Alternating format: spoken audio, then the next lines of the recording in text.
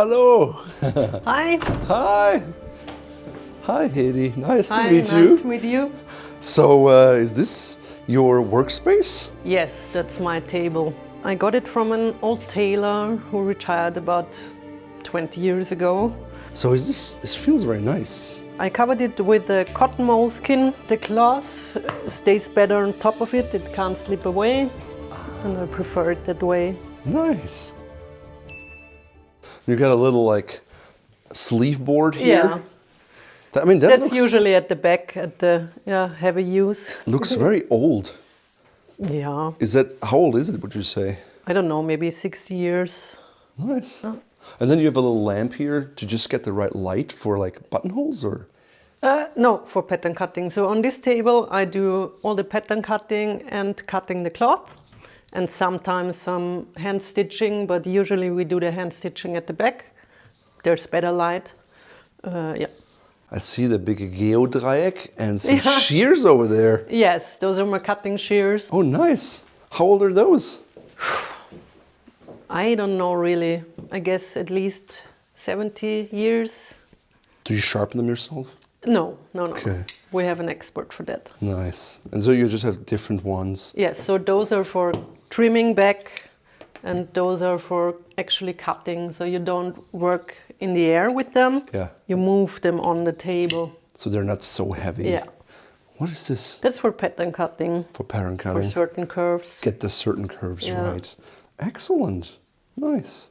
And then here you sharpen your chalk over there? Yeah. I mean, you actually use it. Wow. Yes. That's one I built myself because they're quite hard to get. So you sound like you're quite handy then, is that right? Yes. You like to make things with your hands? And Yeah, I'm not good at everything, but I always try it at least. Okay. Nice. So it seems like this is a cool space. You have like cloth here and like nice old furniture, some modern, some new. What do we got here? This is called an amerikanischer Bücherschrank in German. An American bookcase, yes. It's oak, 1920s. 1920s. Where did you find that? I found it online. It was secondhand, obviously, and it belonged to an old lady, and she moved into a retirement home, and she was really glad that someone that it found a good place again. A good home. Beautiful. So you have like your lining materials here, some like whiskeys here, Blantons from the US, Kentucky straight bourbon. So is that like a typical customer just takes a sip during They used to, you know, my clients like to take a sip of whiskey during the fittings, but since Corona that changed funnily. They don't drink anymore. Oh, funny. Maybe they just stopped and forgot about it. Yeah. Yeah. So you got a few accessories here, just a little bit if someone wants to try just things a bit. on. So some scarves, some sweaters, some ties, pocket squares, of course. Yeah, very nice. Good. And then over here is just like a little seating area. Yes. So do customers ever hang out here? Sometimes, yeah. And so, you know, for each piece we need at least 2 fittings or 3 at the beginning. So if you have a client who comes frequently here and we made a lot of pieces for him already, so usually we just need 2 fittings anymore. But at the beginning you need 1 appointment to talk about the garments and to take measurements and to choose a cloth. So we usually do that here. And then we have 3 fittings and 1 appointment to pick the finished garment up. Yeah. And yes, sometimes they hang out here quite a time. So talking about fittings, where's the fitting room? Right over there. So. Oh wow, this is huge. Yes. Must be the world's largest fitting room. Yeah, I think it's good to have enough space to, you know, when I do the fittings and I want to take some steps back to have a look from a distance about the balance and. Yeah, and then you have the curtains so you can open it and it can be an open space or somewhat closed. Nice. Oh, and then here's your big mirror. Exactly. So the customer, where would I stand usually here? put them there. Okay. Some customers, they go right up to the mirror and say, please take some steps back. And then the first thing they do they move in like a soldier pose. And they say, just relax. Okay. Because you want to do a garment for them, not a fake pose, right? Exactly. Oh, it's cool. And I'm like sitting here and I'm like, okay, this was a prototype jacket, and it was way too slim. I need more in the shoulder width, but it was a ready-to-wear prototype, so to speak. Cool. But you don't have the typical tailor's mirror on the side because you're like, I need to see it. Yes, that's enough. No, yeah. Beautiful. Then, do people ever hang out here, or do you just need something to fill space? You mean this one at the corner? To be honest, some of our clients are quite old, well over 80, and they really need a big space to sit down. And when they put their garments on, they need a bit more space than younger clients. So. Excellent. All right. Well, but you have actually quite a big space here. Yes. How many square meters would you say? It's 94 square meters. That's over 1,000 square feet. That's quite big. Let's take a look around here. Sure. I see you have like even pillows over here. What's that all about? Sometimes when you cut a garment, and not when we order cloth for a client, because we order just the length we really need for the garment, but as you can see, we have quite some cloth in stock. And sometimes the leftovers are just big enough for a pillowcase. So Let's have a really look over nice here. cloth. So cashmere and Scottish tweed. Oh yeah, here like this. It's like, oh yeah, this is nice and soft. I call it my therapy pillows. So if you have a cashmere pillow, you don't need a therapist. I mean, and you're charging 48 euros. That's a lot less expensive than therapy. Exactly. Nice. Oh, look at this box here. This is beautiful. Yes, you can take it out. Oh, yeah. Of course. Nice. It's like leather. Is this the opera building? Oh, yes. yeah. That's the city center of Vienna. And that's where I keep my buffalo horn buttons. Okay. Very different nice. Shades. Are these all like Austrian buttons, or do you have your button supplier, or like in England sometimes they have these buttons where it's slightly I know indented. they prefer their own type of buffalo horn button. Do you have a preference? I do actually. I like them a tiny bit shiny and with quite a big, don't know the English word actually. Rim? Rim, exactly. Oh yeah, it's a bigger rim. Nice, and round, 4-hole, very nice. But we also have something very special. What's that? So if you would look for something really typical Viennese Austrian, so we have, like every other country, we have navy blazers, but we have old Count K Marine buttons. Okay. Kaiserliche und königliche buttons. So yeah, it's like the royal and imperial buttons. Royal Navy buttons. Oh, interesting. So I mean, this is a pattern. I mean, I think I've seen it before. It's like that anchor with a rope and a crown on top. Yes. So, but if I turn them in the back, it says Schneider Brüder. Schneider Wien. Yeah, there were quite a few factories in K&K monarchy, and are these gilt buttons? Yes, they are fire gilded, and some of them are really special. They have this. Oh cool... yeah. If I look at these, I can see it now. There, one is like a solid kind of loop. Yeah. And this is only a half loop. Yes. And this pull thing ensures that they always stay nice and flat next to the cloth. There's a coil in there. So what that does is, if you look at it, this is much lower. So when you wear them on your blazer, like this one is dangling down right now. With these buttons, that is fantastic. Oh, I see a thread here. What's happening there? But this is great. So basically the buttons really sit right next to your thing. I haven't seen buttons like those anywhere. Yeah, is it only the K&K buttons that have that? Or? No, I'm quite sure it was a common technique for blazer buttons back then. That is really cool. The more expensive ones, at least. So, what do you do for the sleeve buttons then? Do you do the big ones? Or do you do... Yeah, so that's kind of a problem because the Austrian K&K Navy uniforms, they usually use just the big buttons for the front. There were no sleeve buttons.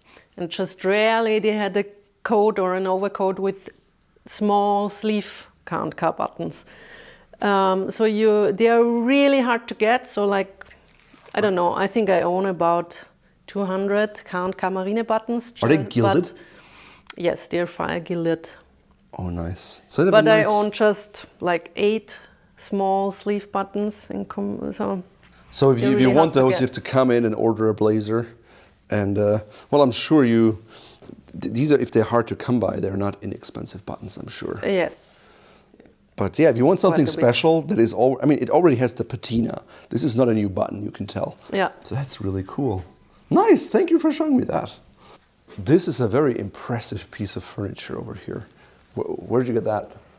From an old villa. Like a mansion? Yes, exactly, on the outskirts of Vienna. Do you know what wood it is? No, unfortunately, no. It looks nice. And also, it was a bookcase, of course, but it's perfect for cloth. So you made it into a cloth case. Because did you put in the pins, the pegs, or no, was it like it was already in there. Oh, but it was already in there. Where the hangers are now, yeah, there used to be a door. So the house where the furniture was, there used to be a door to another room. So yeah. So wait, you went to a mansion and you removed this and Yes. brought it in here? Yeah. Yourself? Well, no. I hired some guys to do it? to get it. And I showed them picture before and I told them the measurements and they said, we can do it. And then they got there and they said, no, we can't do that.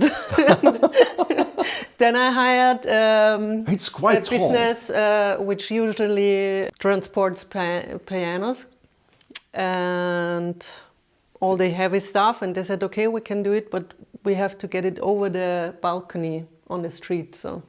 Oh, nice. They were able to take the whole thing out.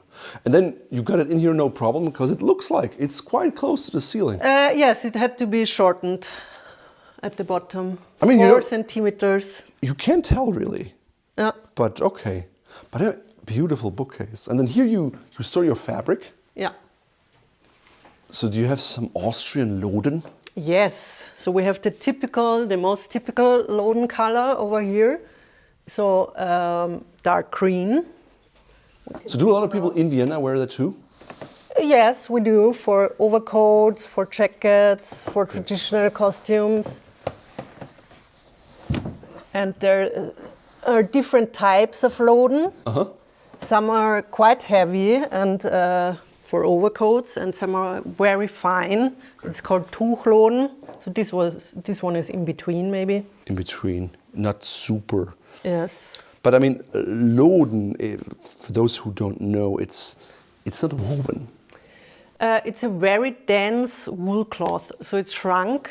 But it's like felted, like a Yes, hat, right? yes. So hair is basically when you take your hair and you kind of rub it with heat and friction. But it's woven first and then it's shrunk and felted.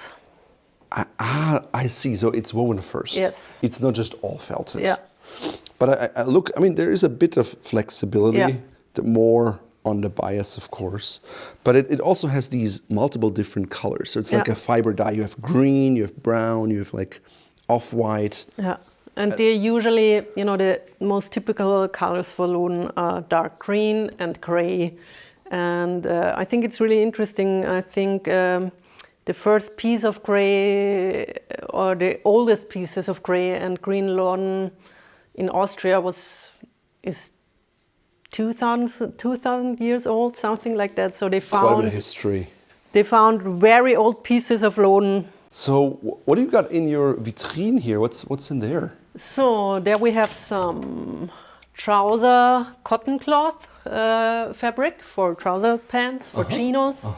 Then we have some ironing tools. There's all these colors too, grün, blau. Yes, that's buttonhole twist. Heliotrope. Oh, so these are your buttonhole threads? Yes. These look really old. This is like paper, Rudolf Wagner, Wien. Yeah, they were especially made for a certain shop in Vienna. And I mean, lots of colors. Yes. This is beautiful. I mean, you can make like thousands of buttonholes with this.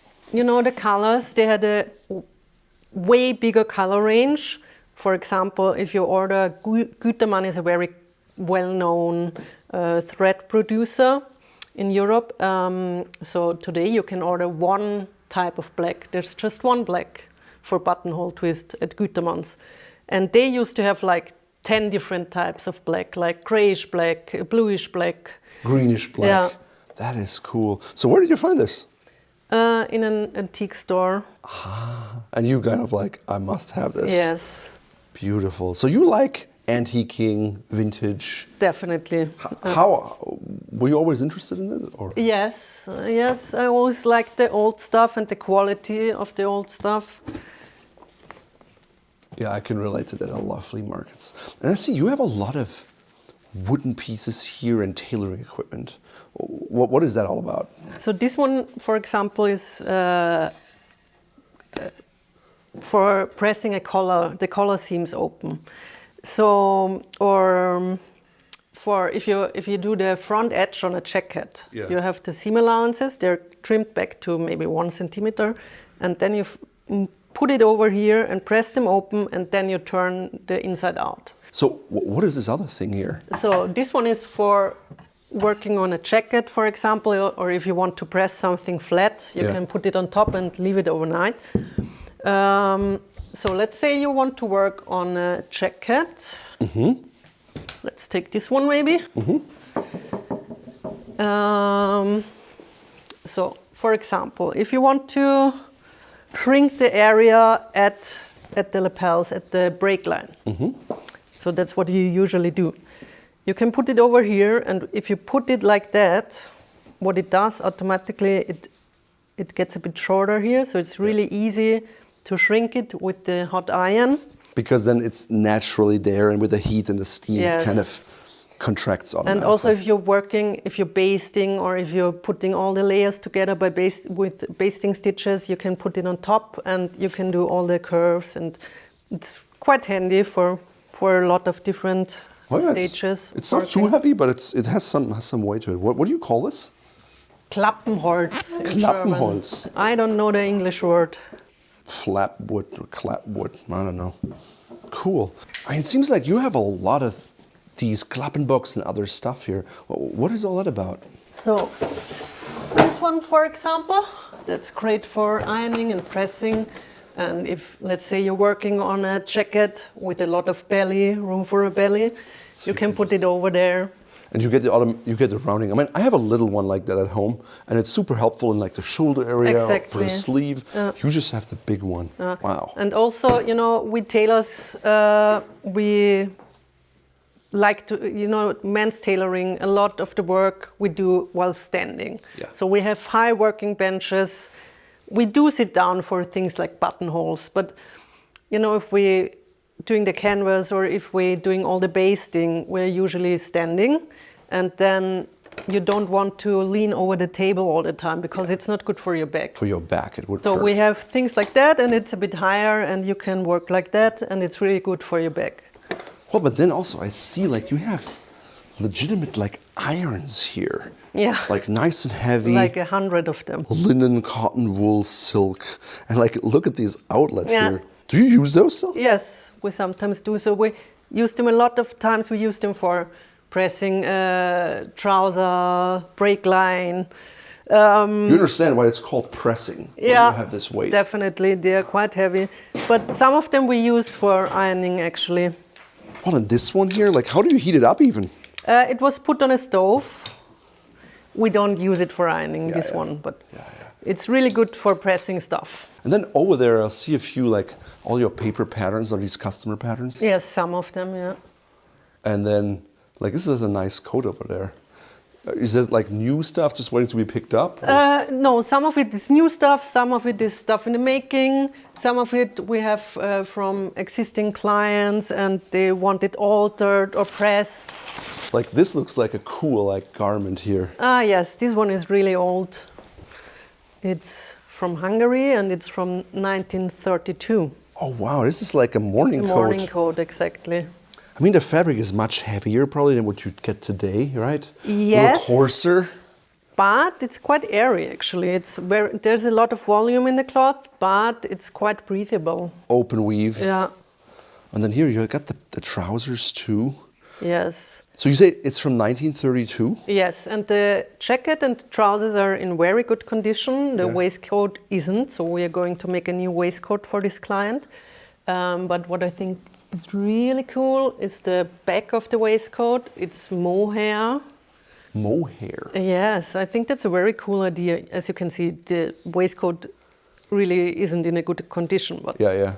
the way it was made, so the mohair back is such a good idea. You know, it's in summer, it's perfect. Because it's kind of open, it's crisp. In a way. Yes, and it doesn't get stains. You know, when you sweat a lot and you have a normal lining back and it's hot in summer, you can get sweat stains. But with this one, with the mohair, you perfect don't get it. idea. Excellent. And then you can see the little tabs, so you'd button in the waistcoat into your pants so it wouldn't move. Nice. So did the customer just bring this to you? This one is one of our pieces, but we're altering it for a client of ours. So you do some alterations work in a way for all Yes, stuff. but just on good stuff. On good like Tailor quality Exactly, grade. yes. And he's a customer regularly. Yes. Well, that's lovely. That's like sustainability at its core. Yeah, because, you know, I think one thing we tailors, bespoke tailors always say, it's you can wear it for decades, really. And it's true. I mean, look at this one. It's nearly 100 years old, and you just have to alter the sleeve length a bit and someone can wear it again. But if all tailors refuse to make alterations, then it doesn't work out. So you can't say, oh, it will last for decades, but no, and you can alter it. No matter if you gain weight or lose weight, we can alter it, and no one alters it. That doesn't work out. That's nice of you. Great. And here you get your fabric samples. Exactly, all the different mills. So I love to work with Holland and Cherry. I love all the Holland and Cherry cloth. What do you like? The finish, the weight, the weaves? The weight, really good customer service, I have to say. But I also love like Scottish tweed, Loden mill. I love Mesoila linen, French linen. Also Harrison's, really, really good quality. Now I got new bunches from Duckdale and I love them, I have to say. Some Fox Brothers, some Escorial, a bit of Italian stuff, but I'm not that fond of very light Italian cloth. You like it heavier, more substantial. Yes. Nice. What's this Phoenix sewing machine over here? It's just a sewing machine. Well, but I mean, it's quite old school, right? Do you Yes, use it like? we use it. We actually use it. What do you use it for? Like the side seams or all the? Exactly, the long seams, so like side seams. It's very charming though. You know, normally you have like maybe a brother, you know, computer machine. This is like true old school. I don't like the computer sewing machines. I think they always cause troubles and you can't repair them yourself. But this one or my other one, it's from the 80s, a really good heavy industrial Pfaff 80s sewing machine. I can do most of the repairments myself. So that's awesome. But they don't need a lot of repairment. They're really great. I see like a women's jacket over there. You do women's stuff then too? So all the things we do for men, we do for women too. So like suits, overcoats, nice flannel trousers, chino pants.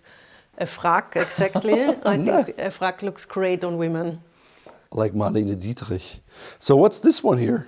So this one is for me, actually. Oh, great. It's French linen, Mesoila, and as you can see, what's the interlining? That's the canvas. It's horsehair at the breast area. Is it from and the lighter canvas at the whole front. And here you can see some pad stitching at the lapels. So this one is ready for the first fitting. All padded by hand. Yeah. So who fits you?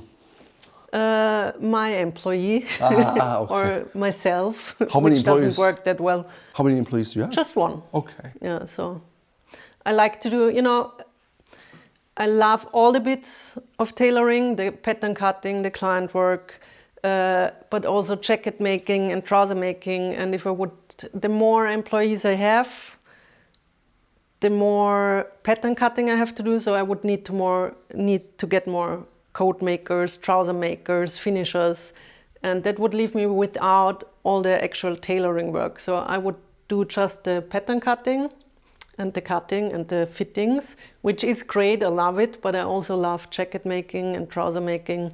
You like the whole thing Yes. of a tailor. So yeah, so maybe you have to just teach them how to do everything. Yeah.